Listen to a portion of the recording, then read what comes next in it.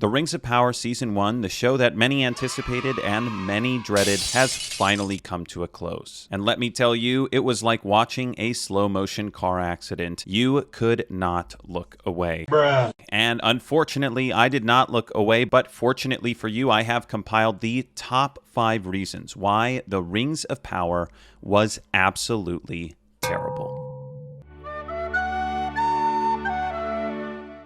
The Harfoots are an insufferable lot. They're small and cute, and they seem happy at first glance, but really, they have some underlying issues. They hate each other. They're willing to leave each other behind. Take their wheels and leave them. And what's really bad is they come out with a song and say, nobody goes off trail. Nobody goes off trail. And nobody walks alone. That's right. Well, just a little while later, they end up reading from a book that has a list of names of people that have actually been left behind. On top of this, they don't interact with the main story at all. So not only are they terrible, but they have nothing to do with the actual story. They're essentially just filler, which I understand because the show is not that substantive. And don't worry, that's a contributing factor for one of the points to come.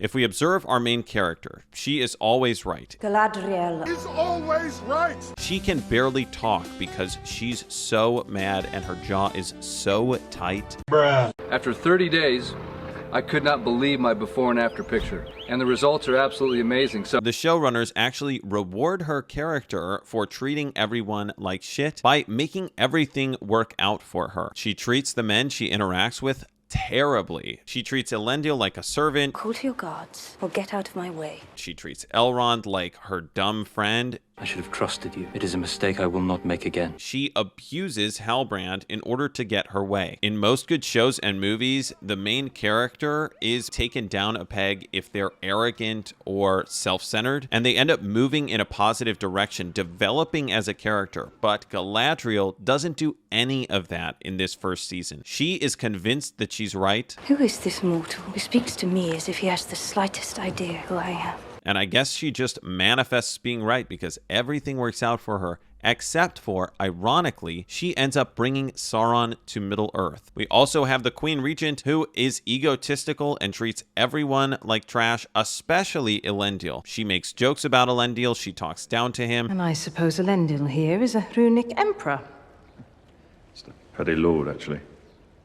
And you'll find out later that that is completely inappropriate. And of course, you have the female village leader, who is more badass than any man in town. She is the leader of the town. Actually, throughout the course of this entire show, there are really no male leaders. They all take a back seat. They're all a footstool to these very strong, non-empathetic, non-dynamic women. It doesn't seem like these women change or learn anything. And like I said before, when you've seen a good show, you've seen character development. You've seen arrogant characters soften, but that is not something that happens in this show. Finally, Disa, Durin's wife, talks crap about his father, the king. She advises Durin to completely disregard what his father says because ultimately she and him will rule the Dwarven kingdom. No matter how many crests he hurls to the floor, one day this will be your kingdom and mine. And together we will rule this mountain and all others before our time is done. She seems so power hungry. And realistically, I'm not trying to roast the dwarves too much because honestly, that's probably the only decent thing about this show. But really, throughout the entire show, men are taking a back seat. This is a full female leadership team, and none of them have any positive character development.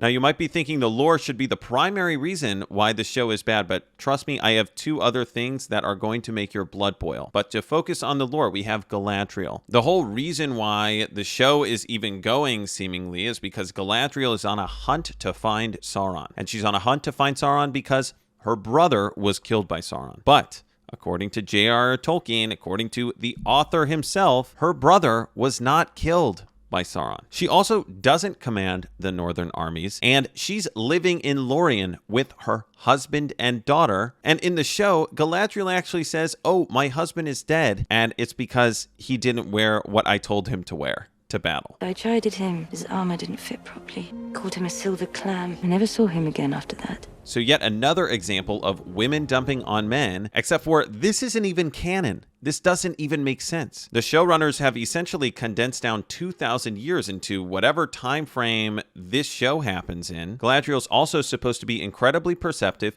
and she's not short. She's 6'4". There's also Elendil. Elendil, the footstool of Galadriel and the Queen Regent. Well, Elendil was nicknamed Elendil the Tall because even by Númenórean standards, he was exceptionally tall. In fact, he's supposed to be the tallest person in this show. He is 7'11". He's also the heir to one of the 5 great houses that run Númenor. So him and the Queen Regent are related. And when she first gets introduced to him in the show, her reaction is not one of, "Oh, hey cousin, what's up?" It's, "Who are you, you ship captain, you scrub, peasant?" She treats him like garbage, and they're actually related. Also, Elendil had 2 sons, not a son and a daughter, and those 2 sons went on to found Gondor in Middle-earth and rule jointly together. And here's the last thing I'll mention when it comes to the lore. There are 3 elven rings that are created in the show, and apparently they're all made out of mithril. Well, that is not canonical. Only one of them is made out of mithril, and the other 2 are made out of gold. Between the writing, Give me the meat and give it to me raw. and continuity, this show drove me up a tree. When you compare the monologues and dialogue in The Lord of the Rings to The Rings of Power, you can tell the contrast. All I could do was swim. And pray I had chosen wisely. What are we to do?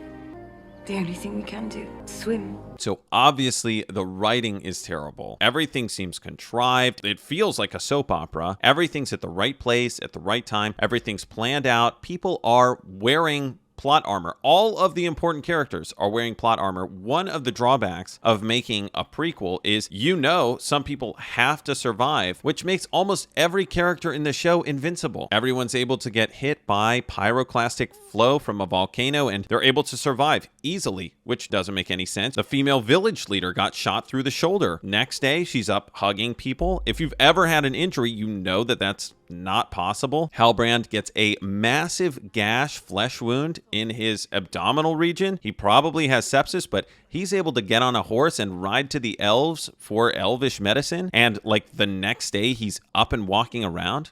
Doesn't make sense. The wargs in the Rings of Power looked like cracked out dogs compared to the wargs in The Lord of the Rings. The Queen Regent was able to fit all of this stuff on the ships that she brought over to Middle-earth. Seriously, the Númenóreans showed up with a lot of stuff, and it actually doesn't make sense, which is why I'm showing you this meme. The orcs are allergic to sunlight, but sometimes, it's okay to get some sun. Focusing on Halbrand for a couple seconds, he is in prison, but then magically gets out of prison. He also gets beat up for stealing a guild badge, a blacksmith badge, and then magically he has a blacksmith badge and is able to do blacksmithing all by himself. He's also instantly accepted as king of the Southlands by the Queen Regent, by Galadriel, and by everyone in the Southlands. Also, the Queen Regent wears a blindfold after she gets blinded so that people don't think she's blind. Okay. The Balrog is seemingly woken up by a leaf falling down a crack in the mountain. Get this. Galadriel jumps out of the boat when she's on her way to Valinor, when she's almost at Valinor, to try to swim 3,000 miles back to Middle-earth. Now, the showrunners actually expect us to believe that she thinks that she can make it all the way back to Middle-earth just swimming. Swim 3,000 miles straight. Make it all the way back to Middle-earth. I'm sorry. That's impossible, even for an elf. Unless you picked up one of those stars in Mario Kart, and then you just go invincible mode all the way back to Middle-earth. But she doesn't have that. Seemingly, elves need to eat, need to drink. They have bodily functions. They need to sleep. They can get dehydrated. I don't think elves are invincible, although some people on YouTube beg to differ. And I know I could go on forever, but I'll end with this. There's supposed to be a script supervisor that's overseeing the continuity of shows, movies, and you'd think with $60 million an episode, they would be able to do this with the Rings of Power. If you see where the sun is in this shot, and you see where the sun is in this shot, guess what? It's in different places. The sun literally moves for Galadriel. It literally moves to have the perfect lighting. Well, that bugs the shit out of me. Sorry to be autistic about this, but that doesn't work. That doesn't logically work for me.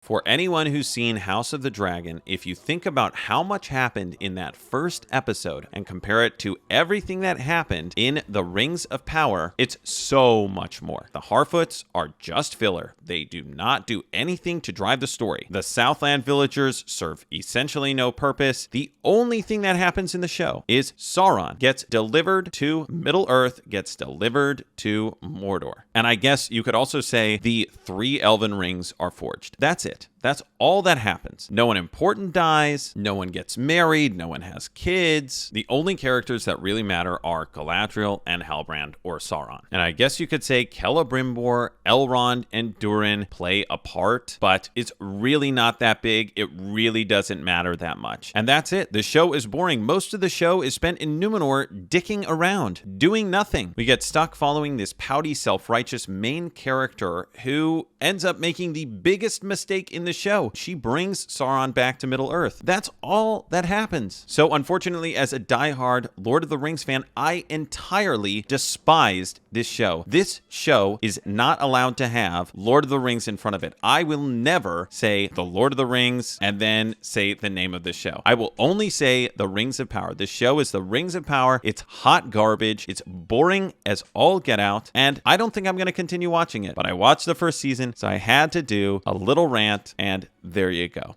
Give me the meat and give it to me raw.